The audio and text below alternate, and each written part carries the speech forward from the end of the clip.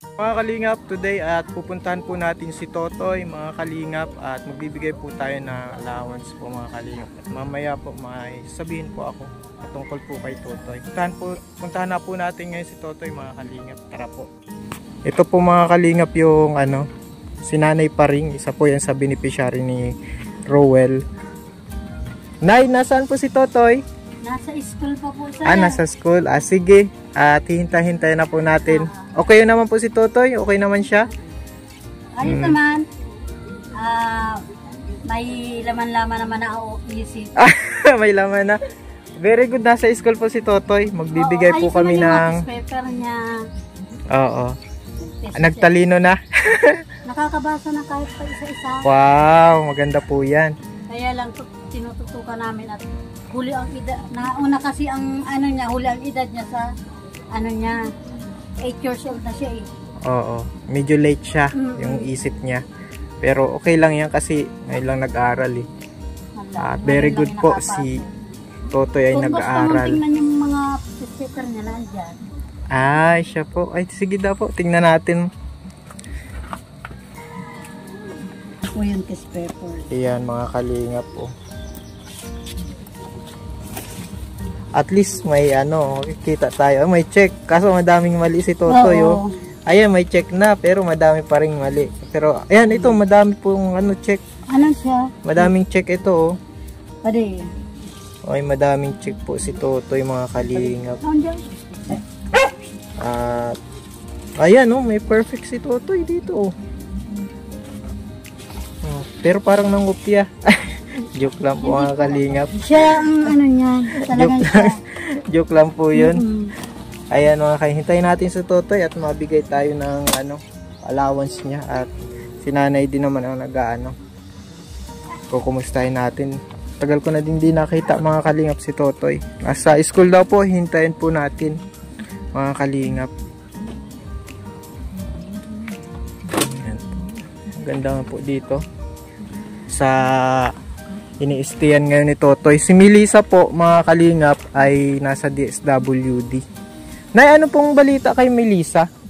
Hindi ko po alam. Kasi hindi naman, hindi naman kami napunta po doon.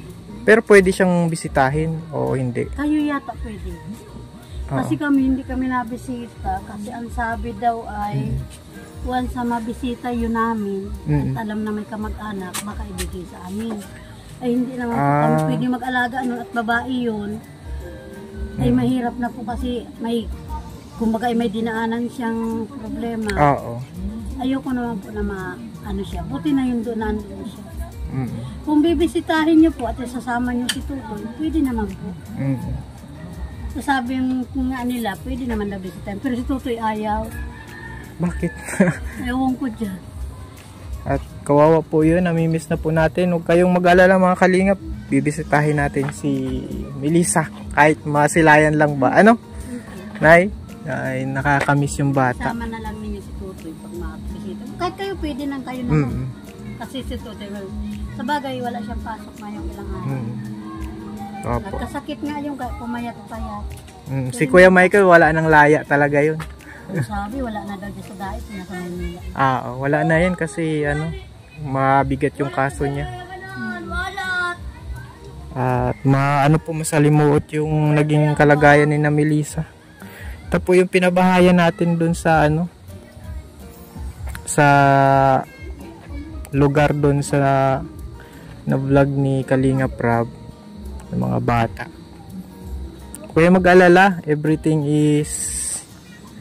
ay magiging maayos naman mga kalingap. Basta mahawakan niya ng Kalingap, aayusin po ng Kalingap yung mga issue about dun sa sa pabahay kila Totoy mga kalingap.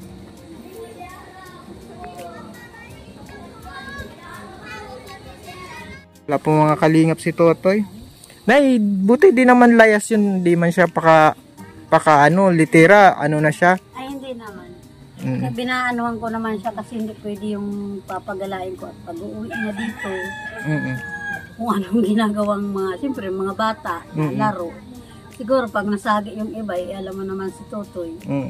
Nasumbong. Kaya lagi lang nasa bahay yun. Oo. Nalabas lang yun dyan, utusan ko. Buti naman nasa bahay lang Hindi lagi. ko siya pinag-ano. Tapos ang pinakang matagal namin yan dito. Dati ano yun eh, layas yun Oo. dati no?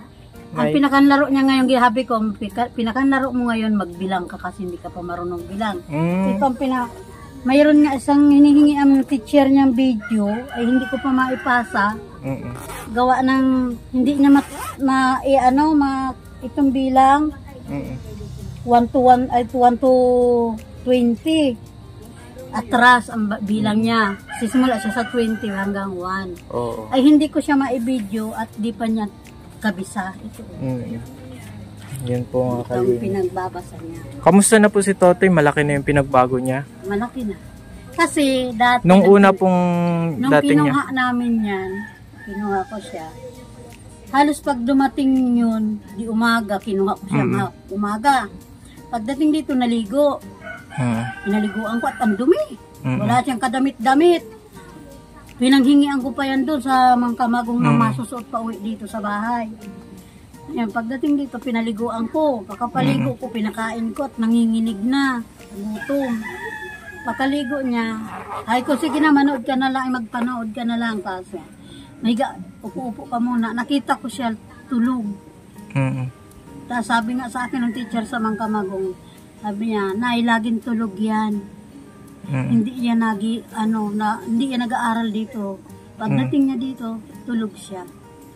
Sa sobrang pagod ata niya ng katawan niya, isip niya, mainom pag wala kinain. Kaya siya ganun. Ngayon okay na daw po. Ay ngayon naman, hindi okay na siya. Oo. Tumakausap mo nga ay matutuwa ka na at madaldal na siya. Yung pala kaibigan na siya ngayon. Hindi na siya yung gaya nung dating pag hindi mo tanong, hindi sasagot. Ngayon nakwento na siya ng buhay niya, kung anong ginagawa sa kanya ng magulang niya. Nakakatuwa naman. At abangan po natin si Totoy. At wala pa po. Pero ano na din daw po yun, alas 3 na. Alas 3 na po. Wala pa po. Ito na si Totoy, mga kalingap oh. Ano yan sa tunok mo? Ano ini? Na ano yung mukha mo? Galing sa school. Bless! Oh, bless daw. Kumusta na? Pambirog, pugi na. Pugi na si Totoy oh. Galing po ni nanay, Pulbasay. Wala po silang anak nung asawa niya, kaya ito po si Totoy. Laki ng bag ni Totoy oh.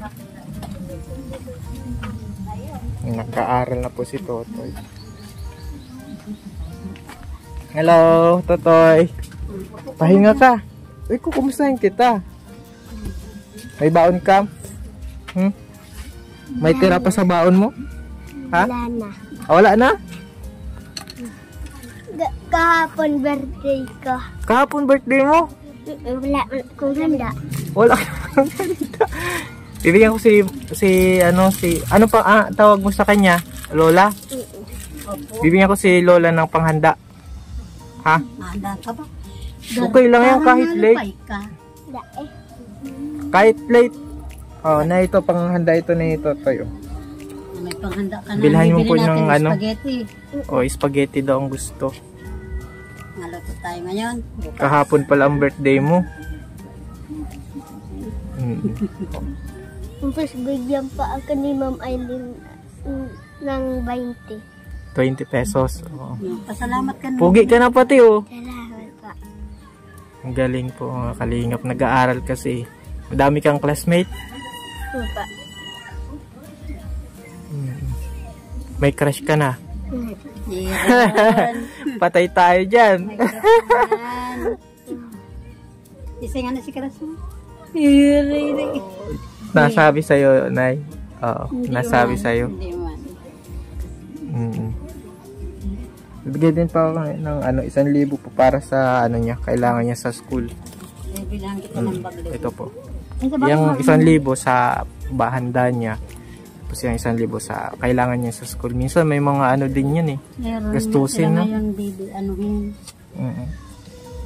Kasi kailangan niya ng tawag dito. Ano nga yung pinapabili ni Ma'am Aileen sa'yo? Bukas pupuntahan ko na lang sa school.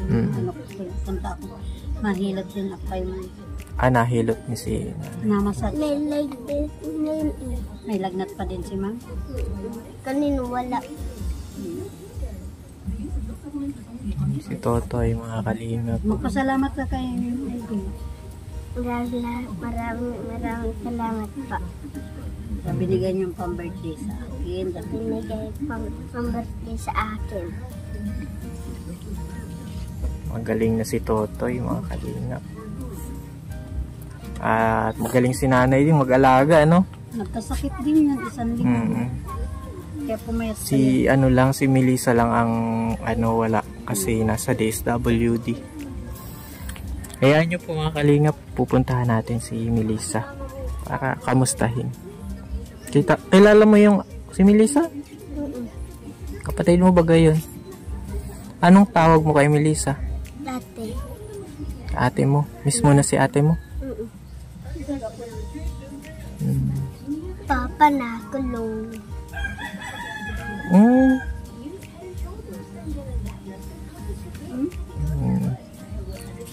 Mismo si papa mo? Ano mismo din si papa mo? Di ba binubugbog ka ni papa mo? Doon sa Bolivar, tigpabaliktad ako. Binugbog ka nung sa ano? Doon sa Bolivar. Sa Boulevard? Patawarin mo na si papa mo ha, nakulong na ha. Pinagbabayaran niya na yung kasalanan niya. Pinapatawad mo na si papa mo? Ha? Ganyan. Kasi nasa kulungan na siya. Nagbabayaran niya na yung kasalanan niya. Totoy? Galingan mo sa pag-aaral ha?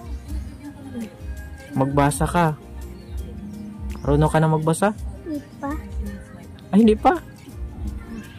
Konti lang, Nay. Nakakabasa. Nakakasulat. Kaya pag naglakad siya, nalilimutan. Nagbalik, pag tanong mo, wala na. Ganyan kasi talaga. Marunong ka na magsulat ng pangalan mo? Magbilang? Sige daw, bilang ka ng 1 to 10. 1. 1. 2, 3, 4, 5, 6, 7, 8, 9, 10, 11, 12, Ay, marunong na 13, 14, 15, Ano nga yan? Sige na lang ako. 17, 18, 19, 20. 20, Ang galing. 21, 21. 22, 22. 23, 24, 25, 26, 27, 28, 29, 30. 30, 31. 31, 32, 33, 34, 35, 36, 37, 38, 39, 40. 40, 41. 41, Ay, magaling na Nay. 42, 43, 44, 45. 45, 46. 46, 47. 48, 49, 50. Masaya ka dito? Maraming pagkain? Pakabait ka bago ka pating gupit ha? Anong pangalan po? Baka nakalimutan mo na ako. Alvin. Kuya Alvin. Papaalam na ako ha. Ingat ka lang. God bless. Pero tayo ulit. Pakabait ka dito ha. Kay lola mo. Mabalik lang ako dito. Ha? Bye-bye. Gusto mo makita si ate mo? Sige, paanohan natin na magbisita dun ha.